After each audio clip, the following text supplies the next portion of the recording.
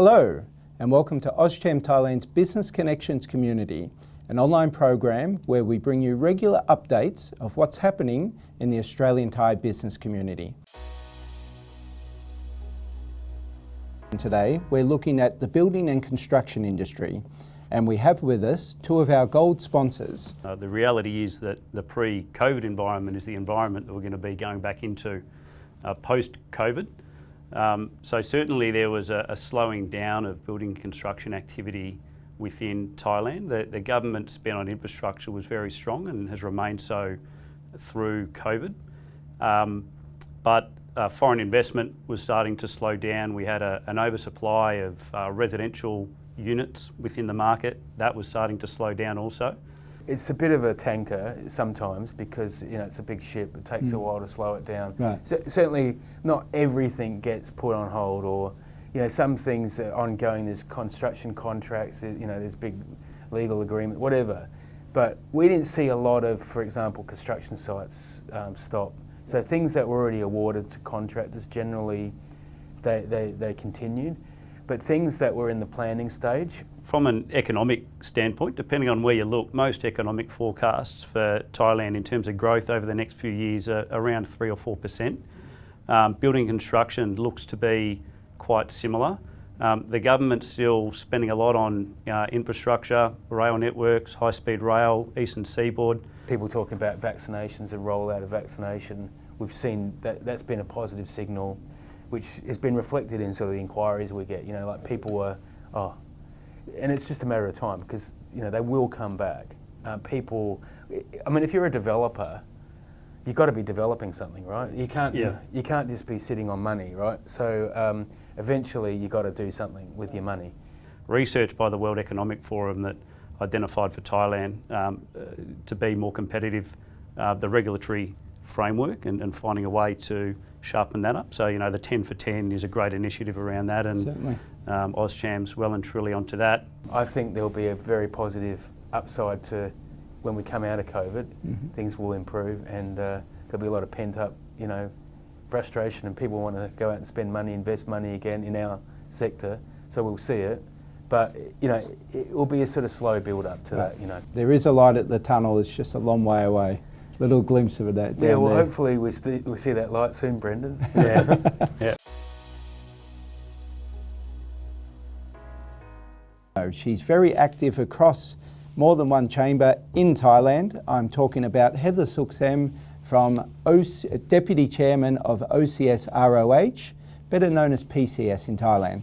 Let us know, apart from AustCham, what other chambers you're involved in. Obviously, as I in any chamber, then I'm representing PCS and OCS.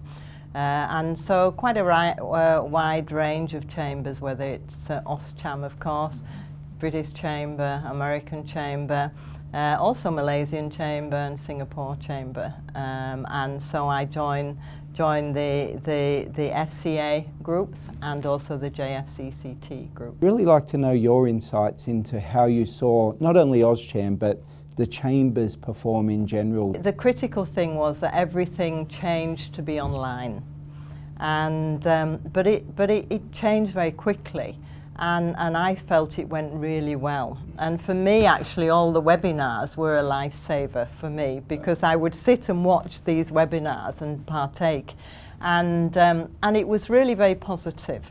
There was a lot of people joining the webinars. Good. But there was also a lot of information out there, and I know from AustCham there was the COVID-19 updates, and that was also and still is very important. There's business connections, and I think it's very important for us to know people in businesses. But what's another big important role of the chambers is to be a voice to the Board of Trade and to the government. What I found last year was we really had to have a stronger voice. Any advice to them? The advice is it's always the same: the more you put in, the more you get out. And all of the chambers have got special working groups, and what's important is to get involved in the working groups. As you get involved in the working groups, then you get to know more people, and you're talking to like-minded people on the same topic. This is what it's all about. connections, business-wise, but also a wider level of connection.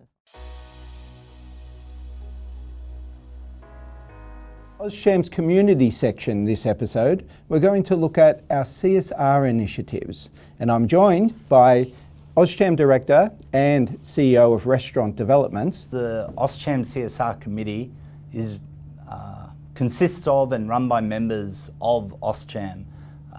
We look for ways that we can make a positive impact in the communities in which we operate in. So we met earlier this year and we took an opportunity to relook at our CSR strategy as we go into 2021. I mean, one thing we all know is there's plenty of need out there for good CSR campaigns to help organisations and people in need. So we think we can make a huge difference. And we wanted to relook at our programs and make sure that what we were doing was really impactful to the organisations we support. Right. But we wanted to focus our efforts around 3 areas. That was in education, health and safety, and diversity and inclusion. The financial donation shouldn't be the end of our commitment to these organisations because what we recognise in our membership base is incredible capability, generosity and skills that these organisations would benefit from. And a lot of our members approach us and say they're looking for ways that they can make a difference in the country beyond what they may be doing through their normal day-to-day operations. They're looking for a way to give back. They're looking for a way to say thank you and make a positive contribution in the communities they operate in. Where members want to, they can get involved with these sponsored organisations. So if any of our members are interested in connecting with the organisations that we support, you can of course contact the AustCham office for more details, or you can speak to Andrew at many of our events.